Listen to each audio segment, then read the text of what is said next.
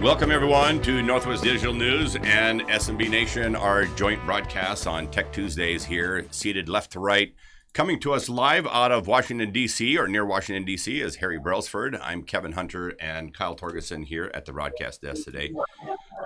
Harry is out at Ingram 1. Tell us what's going on at the conference, Harry.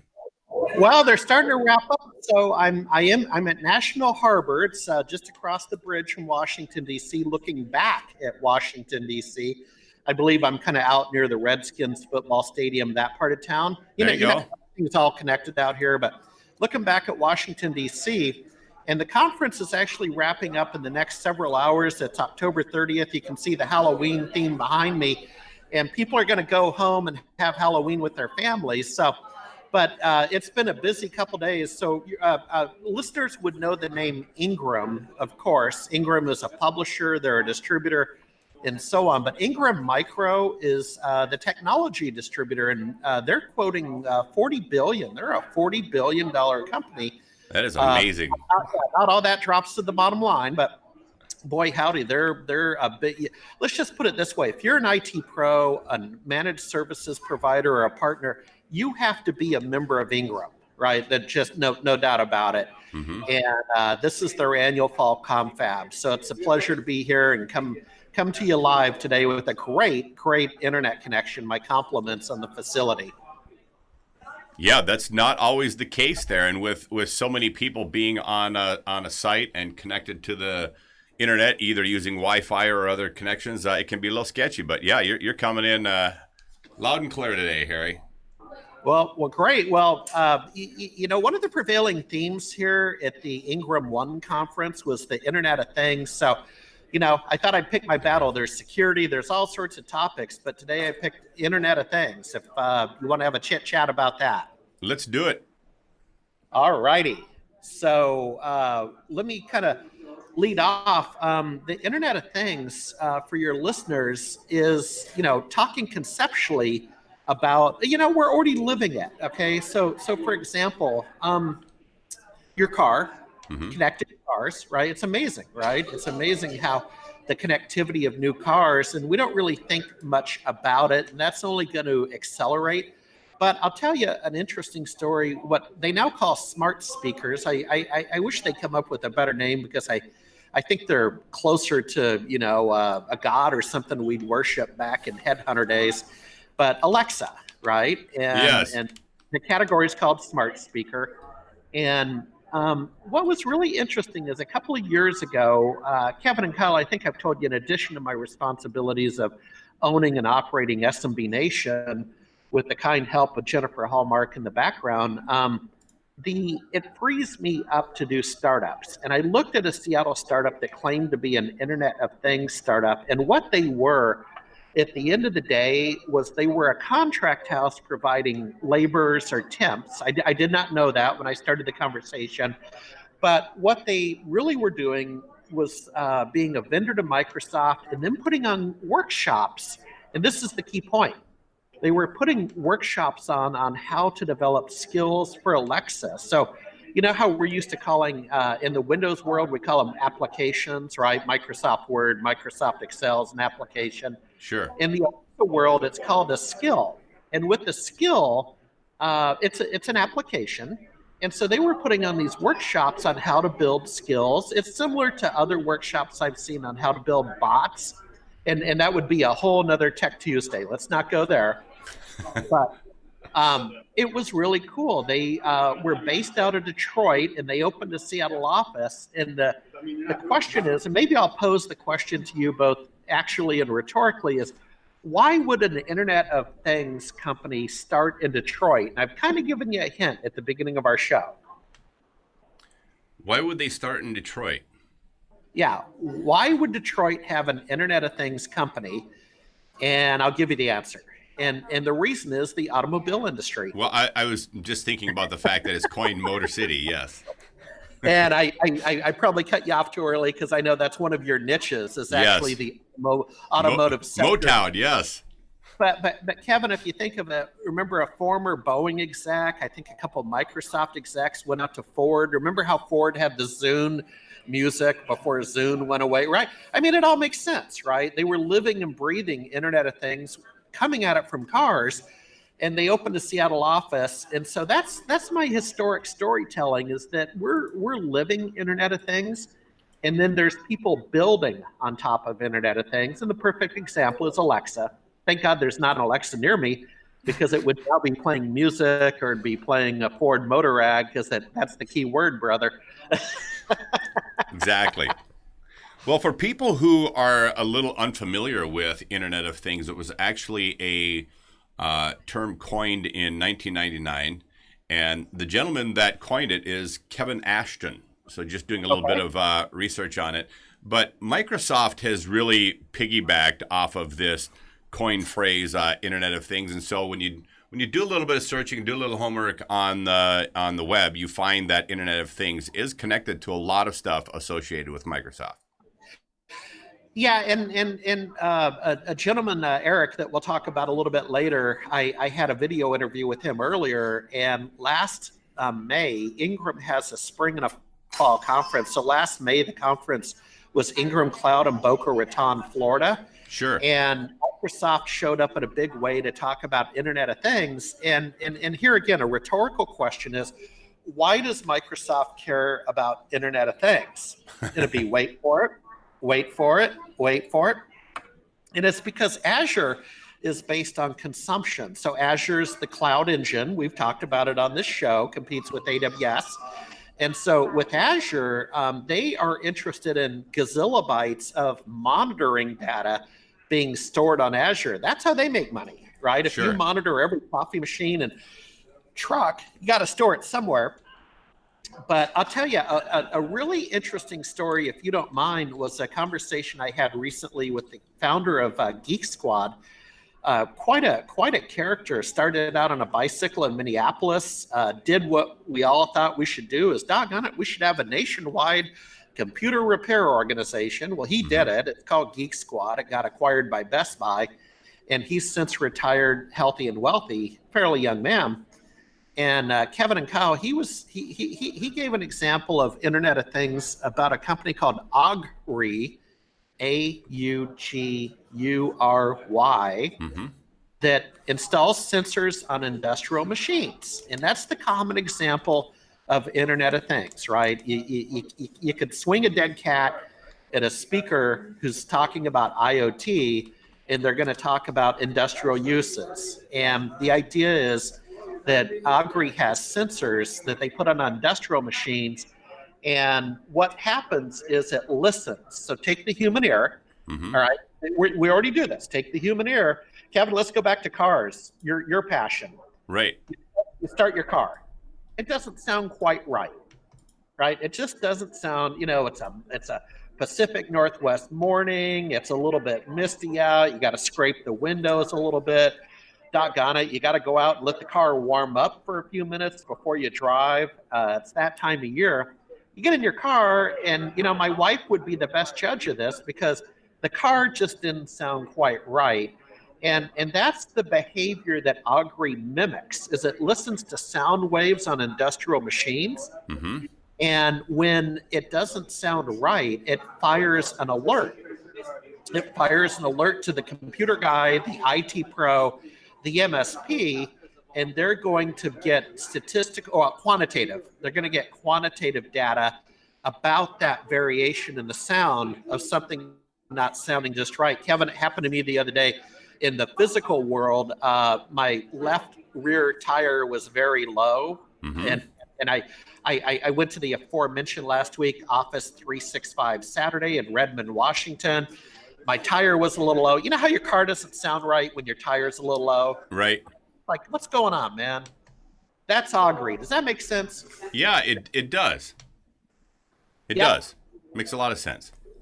And so what Robert Stevens, the founder of Geek Squad, went on to say is we're talking about not so much automation. Everybody's, artificial intelligence and automation and all that. He had a better way of putting it. He said it's more about anticipation. I like that better. And that's a more friendly word than automation, Yeah, exactly. Exactly. Well, a ton of interesting stuff over there. So you got a chance to meet Robert Stevens. Interestingly enough, my background also includes the Minneapolis St. Paul area. So Oh my God. I was quite intimately aware of Geek Squad, and with all the vehicles they had zooming around the Minneapolis St. Paul area, it was pretty crazy. So I didn't get a chance to meet Robert Stevens directly, but very much aware of the launch of the organization and the explosion of that whole idea. But yeah, so there at Ingram One, do you want to visit about a couple of? You mentioned Eric Embry. I don't know if you touched on digital twins yet or not, but what about some of the other events there at the Ingram One conference or some of the speakers there? The Ingram One conference has, like any IT conference, it probably had 5 or 6 major topics. Again, how to make money, security, cloud. There's people that are what I would call the anti-cloud. So there's still server vendors out here like IBM, HP. In fact, I'm sitting across from an HP session.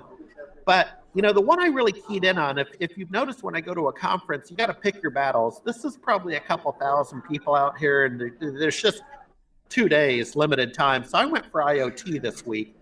And what Eric talked about is, think of it this way. When I interviewed him a couple hours ago after his speech, I said, Eric, I went to high school with a smart guy who became an academic, a professor. He's a little chippy.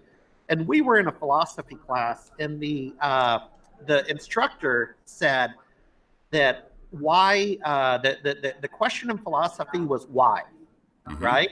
And this guy wrote a response to the essay that said, why not?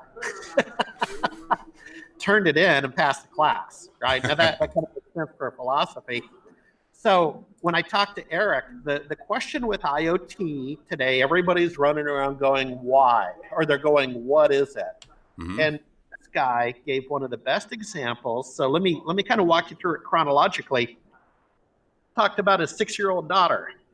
Him and his wife made the fatal mistake shortly after the daughter was born and had a couple nightmares. They let the daughter start sleeping in the parents' bed. Well, the daughter wouldn't go back to her bed, right? She developed a dependency. There's the dog in the bed. Now there's the daughter in the bed.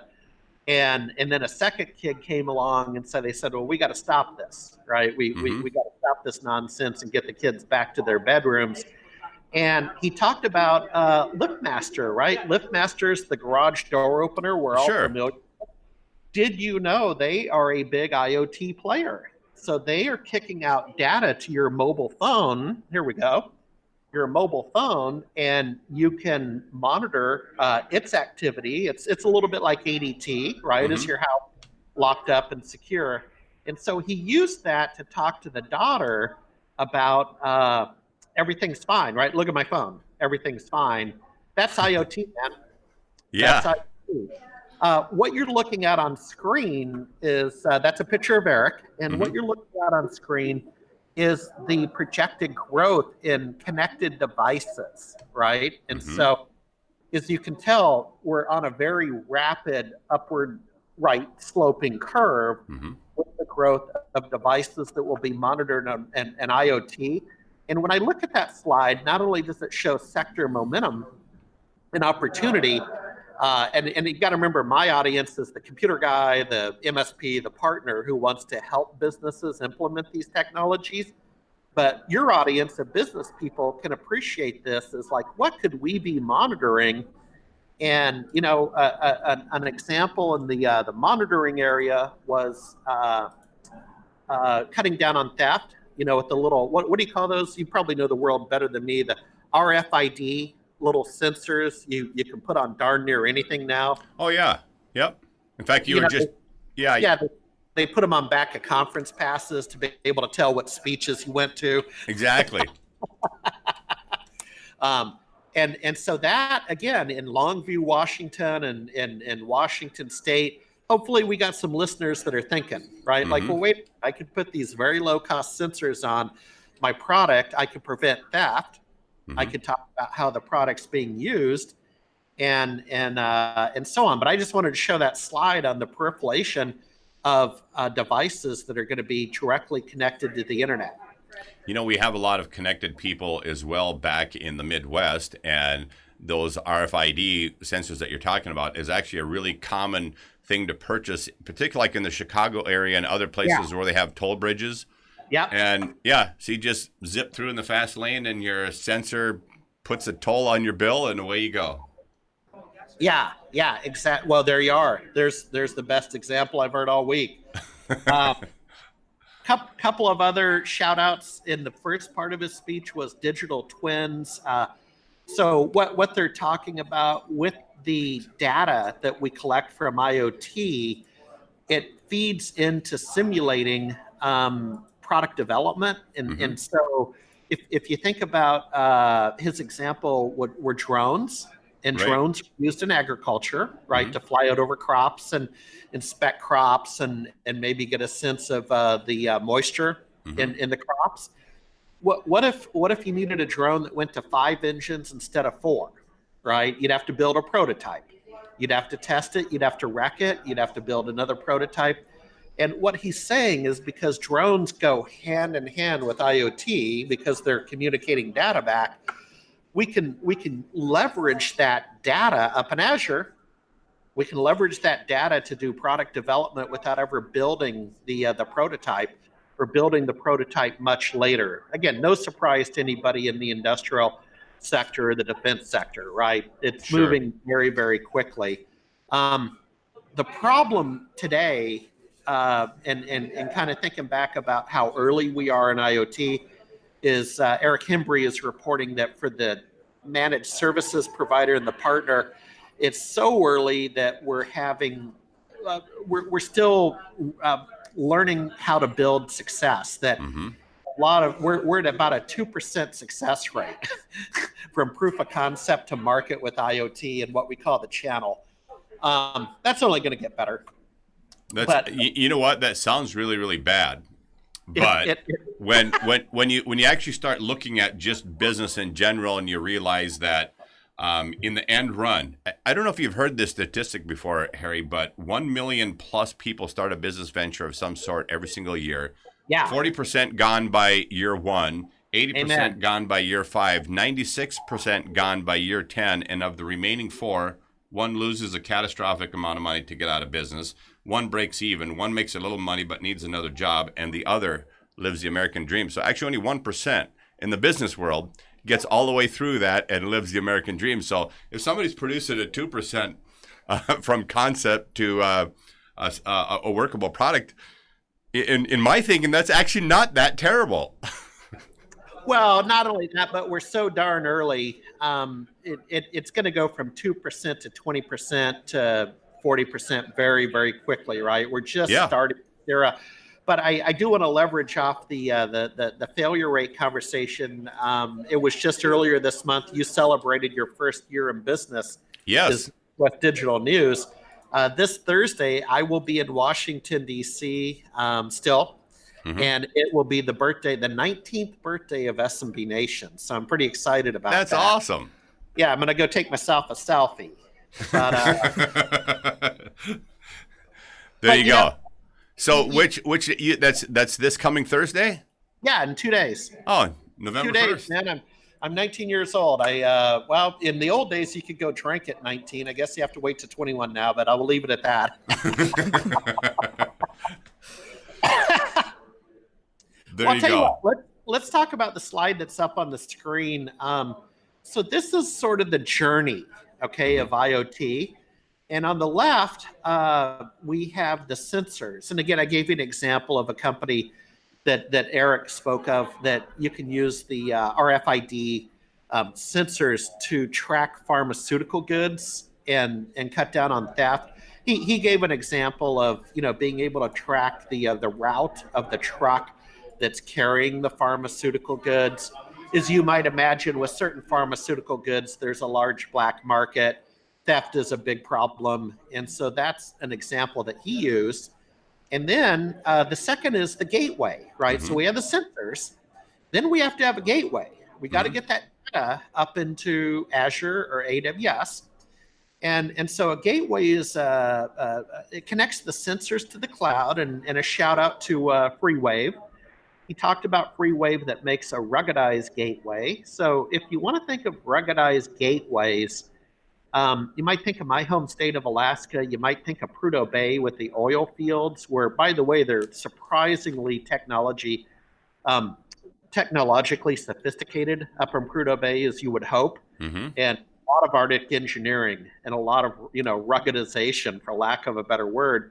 But they're going to be very interested in something that can handle that kind of cold, right? Yeah, exactly. Monitoring a pipeline. I mean, seriously. Next would come connectivity. And so connectivity would speaks for itself, quite frankly, but you have to have the connection. Now, that said, and maybe, Kevin, I'll put the question back to you if you've studied this area with the automobile industry, but it seems to me that's one of the issues we have to address with the connected car, right? I mean, we're assuming they have a Wi-Fi connection or a satellite connection. Man, the other day I was driving and it said my satellite was unavailable for my GPS. What's up with that? Yeah. It does happen this many years after all of these devices have been available in these cars, and yeah, there still is connectivity issues. There's huge assumption. We have a lot of work to do with connectivity. Yes, we do. In that realm.